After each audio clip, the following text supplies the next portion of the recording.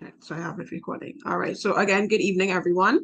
So thank you for registering with us, the Fashion Arch. This is creative strategy. So what this session will be about would be a bit of course, it's about strategy. It's a bit about your business, understanding your customer, understanding marketing, any opportunities that may come along, as well as a bit of developmental situations, and really analyzing your product and your business and your brand, and how we would then help you to finish off strong with the rest of this year for this last quarter, and even if you might think of some ideas that may come into play for the new year.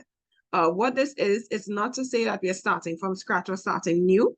I would have posted something, if not today, it would have been yesterday for those who follow me on Instagram, where I would have stated that it is not really the time now for you to start new plans as it pertains to the rest of this year.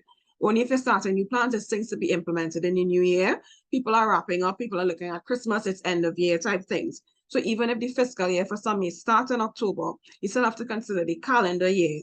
And that normally what happens is that it's a winding down period for most.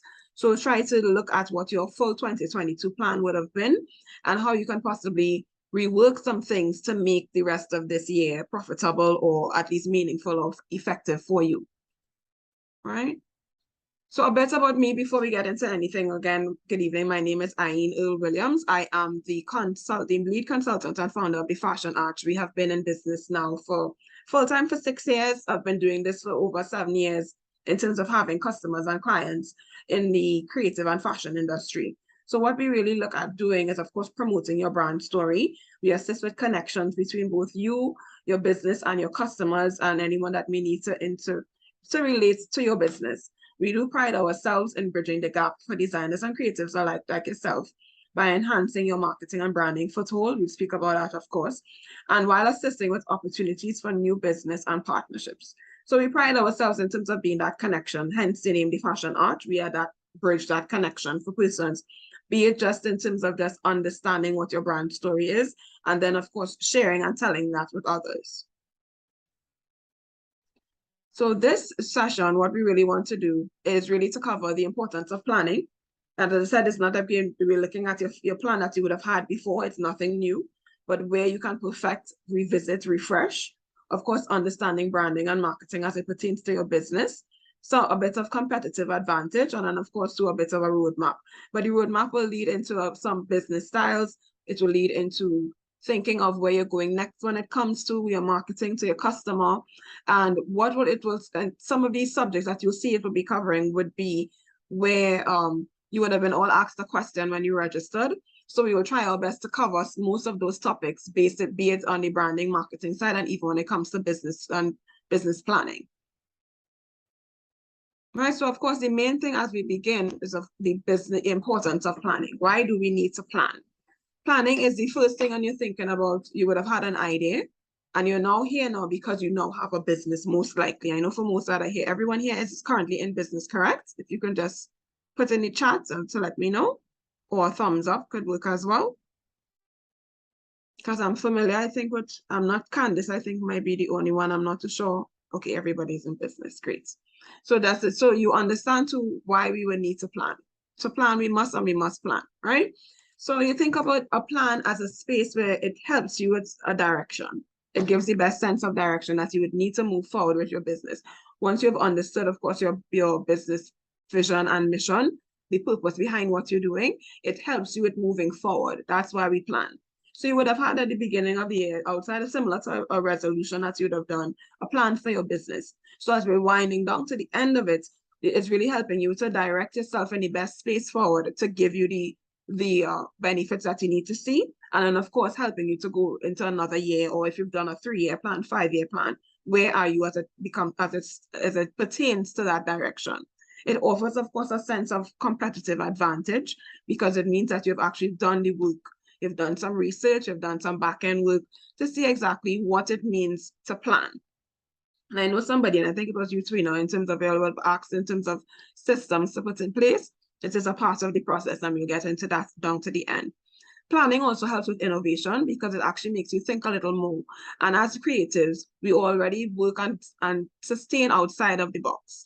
So what a plan really would help you to do is to maintain that innovation through the way that you do all your processes and your plans.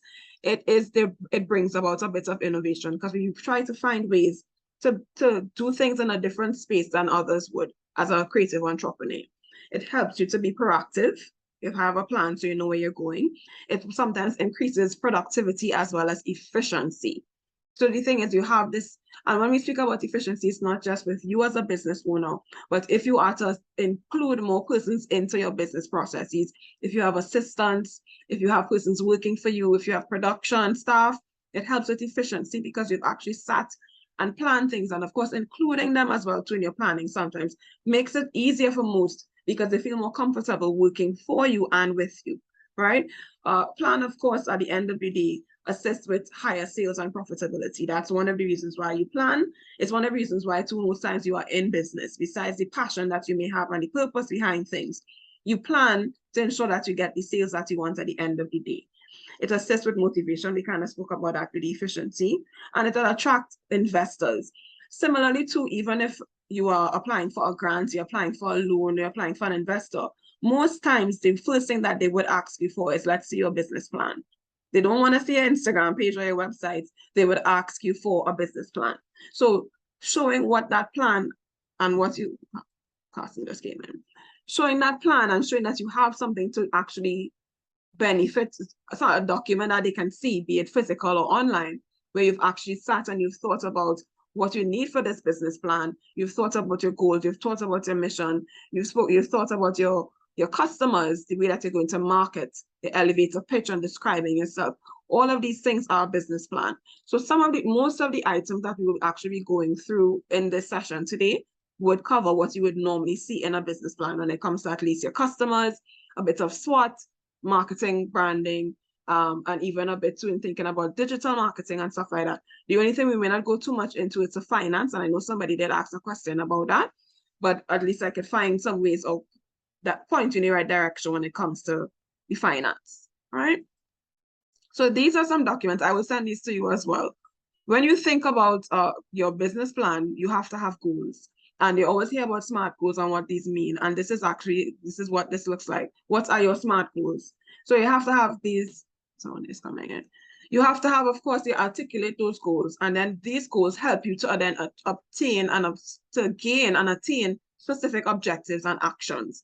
So your SMART goals, this and have the acronym here: specific, measurable, achievable, relevant, and time-based.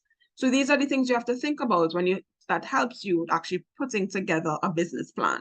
What are those goals? And then what are the objectives that are going to make you achieve these goals? So you think about your 5 W's for your specific to make it as specific as possible. Who is it for? Who's involved? When you think about measurable, you have to put a timeline towards it, or you put to as well, if it takes you a month, 2 days to get something done, or even to get the plan done, how long does this take? Your goals should be achievable or attainable. So you want to ensure that you have the resources that you need to get these done. If it's not just by yourself, you may need tools, you may need skills, or you may need to have some professional development done, or you may actually need people. That's where your specific comes into play to get the job done. Relevance, you think about your company objectives, but not only that, where does it fit into the entire space of where we are in the economy, where we are in the world? Where does your goal align to your company objective, and then where does your company then align to what's happening in the world? You don't want to also sometimes we create businesses or products or have ideas that we may like, but when we get into customers, you will see too, do we have the customers for them? Is this the right way to go? It doesn't make sense creating something and then we have no one really there to actually take in that, to actually purchase it, to enjoy, to experience it. And of course, anything that you do should be time-based, because you will always, we put ourselves in a rut, and I know I'm sometimes guilty of it as well, where you may say you have a plan or you have a goal to do, and you never put an end goal or end date on it. So you're kind of in the same circle as like a hamster wheel, that you've never been realistic with trying to finish this goal or even trying to achieve it. So you push it off to next month, and then the month after, and the month after. So you make sure that you put those specific dates in and have that deadline placed down. I will send you this image at the end, as well as this. Someone just came in. Hi, Aziza, good evening. So this is just something as well to keep in mind when you're thinking about where we are right now. We are still in the midst of a pandemic. It is not as, of course, as prevalent as before, but now there's monkeypox. We're in the middle of a prevailing recession, all of these things. So what we need you to do when you think about your plan, if you do have one, is to think about your model, the business model review. Where are you right now? And what you may need to do more of, what you may need to do less of, what you need to start and what you need to stop. So this is something to just reflect on before we go forward. Because I remember I was telling you, this session is not really in terms of creating new plans. It is just really to give you some of these ideas and suggestions or strategy you may have had already in your plan since the beginning of the year. But it is now for you to review, reflect, and find ways to push forward, kind of give you that spark to think of maybe I'm doing something and what is the next thing to get to the next step, but without starting afresh, right? So again, you think about what you're currently doing. How does it look in the space that we're in currently? Is it, especially if you want to get more customers or you want to get international appeal, what do you need to do more of and less? So you have to then see where you fit into the whole scheme of things. How does the world fit into where do you fit into the world currently with what's going on? If it means you have to do bundles, if you don't want to lessen your prices, but we know too that maybe people are not spending, or if you need to find ways to engage them to spend more, how are you doing these things? So that is something to think about when you're thinking about your current business model. And it doesn't mean looking at the entire plan, but just look at, I'm sure there are things that you do every single day. What can you do more of or less of that is actually working? And then what you can start and stop. So this as well too is something that I can share with you so that you can actually take some time between now and even possibly over the weekend to look at your possible current model to see what you can possibly fix as we get into October. All right. So some of the main things that I know people would have been asking for, what they're looking to hopefully have before the end of year is, of course, better marketing. You're looking at awareness, you're looking at PR, you're looking at influencers, and then, of course, understanding your brand. And because my main thing is branding, of course, we would still touch a bit more on that. So the main thing that we would start first with marketing, because people sometimes confuse the two. You can just see here, based on somebody's words, you see branding is separate. Marketing and branding are not the same thing. So marketing is an activity or process that you use to create value. That's what it is. There are activities and processes that we use to create value through communication and offerings. That communication could be an advertisement, it could be a promotion in terms of an offering. It's where you are targeting a specific audience, and then we'll get into customers soon. So marketing are the activities and processes of creating value. So you think about what it is you're currently doing to promote something. How are you communicating that? That is the marketing. It's more short term and it's more need, it's like a needs basis type of thing. Yes, there is ongoing brand marketing, but it's in different forms that you would do it. So, but it's more short term in terms of thinking of a plan. We have a PR plan, it's for a certain amount of time. We have a promotion, it only runs for a certain amount of time, and then we start again, right? So that's marketing. Then we go into branding. Branding now is offering meaning now to the value that you were talking about in marketing. It's about creating identity. And when we say identity, when we talk about branding, people usually just think of, we have a great logo, we have colors that we use, we have a website, we might maybe put on a uniform of a certain color. That is not alone when we think about branding, nor your identity. You have to go a little further. You have to dig deeper into your purpose, your mission, your vision. Why are you doing what you're doing? It's the backbone of your business when you think about branding, right? So the processes and the activities that offer the value is what you do initially for marketing. And then your branding is offering meaning to the value that you're giving to persons. And when we say value, we don't just mean cost. It means the benefits that you give to persons. How do people feel when they interact with you? How do people feel when they purchase from you, when they get your products? Any of those things are the value that you give to persons. From the time that they see your pictures, your images, or they speak to you, how do they feel? Branding as well too is about an experience. So you think about the entire thing. I don't know if you've ever heard of the term from stitch to sale. All of these things, if you package that, that is also a part of your branding. You show people that you're creating something from scratch. You show the process of it. You package and you promote. All of these things are part of your branding.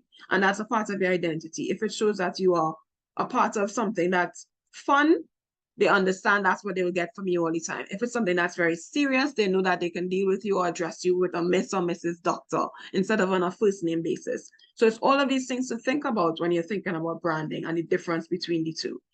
So your branding, of course, you think about, you always hear people say, if people only buy from who they like, know and trust. So it's things, those types of buzzwords is when you think about a brand.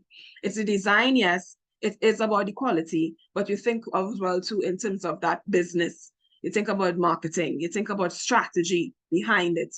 So after when you've done your business plan, the next step that you would usually do would be your branding strategy and then your marketing, right? So you'll see here, this is a quote that I really like, so I wanted to kind of share it. The keys to brand success are self-definition, transparency, authenticity, and accountability. Big words, but it really just means as well too that you're showing people who you are. You're being authentic, you're being transparent. And that doesn't mean that I have to see your full life or see what you do on an everyday basis. But when it comes to your business, if you say that you're a sustainable business, I need to know then that you're doing sustainable processes. Let me see your workspace. Let me see your processes in terms of how you actually, if you're using all of your scraps, what are you doing with it? Do you reuse and recycle, and you be accountable with it? And then with self-definition, what that means as well too is that you share a bit of your values. Someone just came on, 1 second. Who's that? Moses, are you back?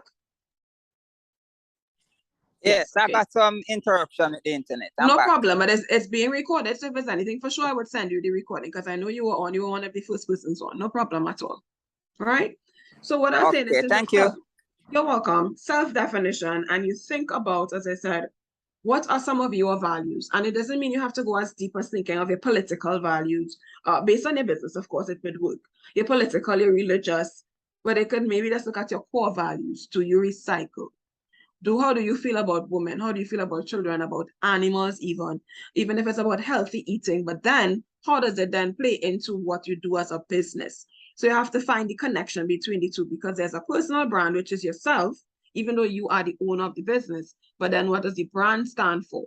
So it will have a mix of the two, because you own the business, you own the brand. So some of your values will then come across, and that's where we get the self-definition.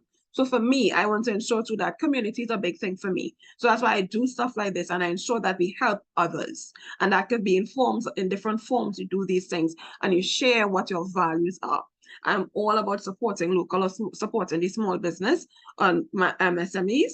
That's part of my value system and part of the benefits. So when we're sharing things, you see, I will always support. I will always share. If someone asks a question, the first option that I will give you, of course, would be local or regional before it's the big companies. Amazon would never be the first suggestion unless there's nothing else we can do, So, but the thing is, it's really understanding where you are when you think about your brand and ensuring that you are transparent, that you're authentic with what you share, and that you keep yourself, and also make sure your customers keep you accountable for what it is you're doing. So if you know that, as I said, the sustainability is one of the big buzzwords that we're seeing now, don't want to greenwash, but you find ways to actually be sustainable. Or you think about some of the UN, the Sustainable Development Goals. Are you helping smaller communities? Are you helping the impoverished? Are you helping the LGBTQI community? Who are you helping and how are you helping them? And you find a way to build that into your strategy, not in a way to expose or to celebrate or show off, but show that I am doing this and then these people also benefit from it. So it's finding ways to make the whole thing tie in, right? So as I was just talking about, these are the different options when you see planning and what it looks like. The first thing is your business strategy. That's the main thing, and the other things come from it. You have your business strategy, that is your roadmap. It shows you exactly, you need to have at least 12 things in that, sometimes 10. As I said, your customer, your SWOT, your goals, your branding, your marketing, your finance, your competitive advantages, or your unique selling proposition, right? So that roadmap, how do we get to here after we decided on who our customers, what we're doing in terms of branding, where are we going in the next 3 years? So that means projections, ideas, plans, projects, right? So it highlights goals and actions. That's what a business strategy is about. Then it sets your priorities, so it puts them in order. It's 3 years you may have, or 5 years based on your plan.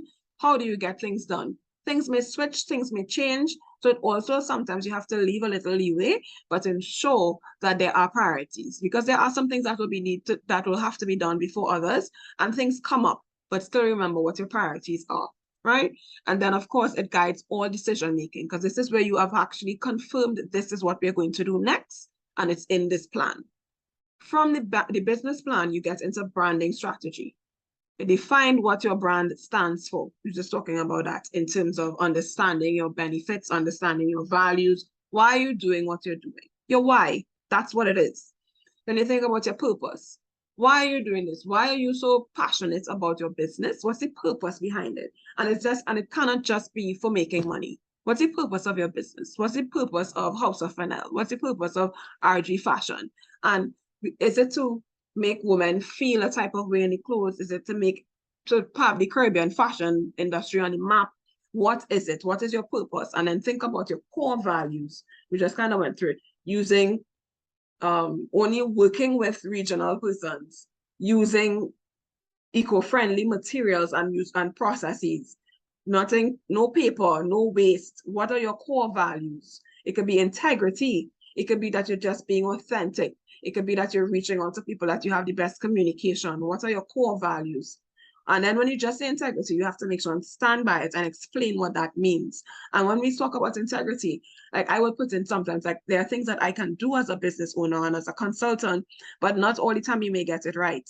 So it's also be able to stand up and say, okay, I did not do this, or this did not happen, and not charge people for things that you didn't do. You know, all those things are integrity, and those are your values. So you think about what your core values are as a person and the business, and you make sure to share this as much as possible in various ways. It could be through your taglines, it could be on your website, you could use it on stickers, you could actually, when you put in messages to persons, you share that, and in between it should be included in your social media planning, because it's good filler spaces. So outside of showing images and showing your reels, you can literally just tell people what it is you stand for. This is what this business is about.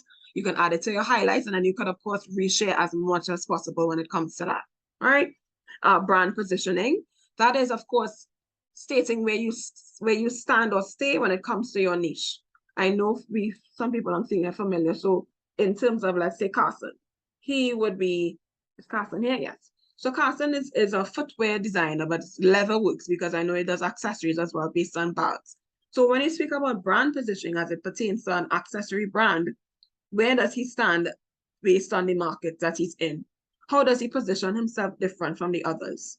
And that will be from his branding, because it will state the materials that he uses. It could be about his customer experience. It could be about some of his values. It could even be his packaging, his price, what makes you stand out, what makes you different. And then, of course, to you then sharing this with others so that they understand and they get it, and they were able to then become ambassadors of your brand as they move forward. It's also understanding who your ideal client is, and we'll get into customers soon, so that you position yourself for them to find you and them to, of course, continue to purchase and support you. It also will help you to define what you do. So again, part of your why, and then the defining more of it is the processes, defining what you do. So don't just say you're a fashion designer or clothing designer. Specify the type of work that you do, or if you're specializing in some type of style or technique, put that in your branding, because that is part of the story that you're going to tell. Branding is, besides getting the back end, understanding your business, it's about storytelling as well. So it's ways that you can carve stories out of when you put up, even if you have a picture of a dress, an image of a dress, or image of a jewelry piece, or a bag, you still have to be able to share somewhere in there a bit of your core values. Share a little bit about your purpose just in that dress. And it could be too, because they would have used something with ruffles, or there's a flair to it. There's a Caribbean aesthetic. There's that boldness. All these things, those words that you use, help you to define what you do, but you're still describing a product. You all get what I'm saying so far? If we can just get a little feedback, some thumbs up. Everybody just wants to make sure we're on the right page. Thanks, Ruben. All right, Rina, thank you. Right, so you understand your branding. Thanks, Moses. Sorry, I clicked the wrong thing. Oops. I don't know if you're still hearing me. Are you still hearing me?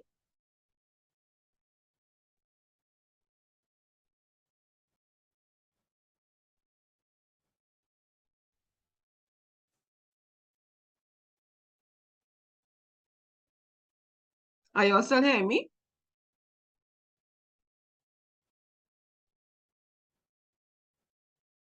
Can I just get a thumbs up if persons are hearing? Because I'm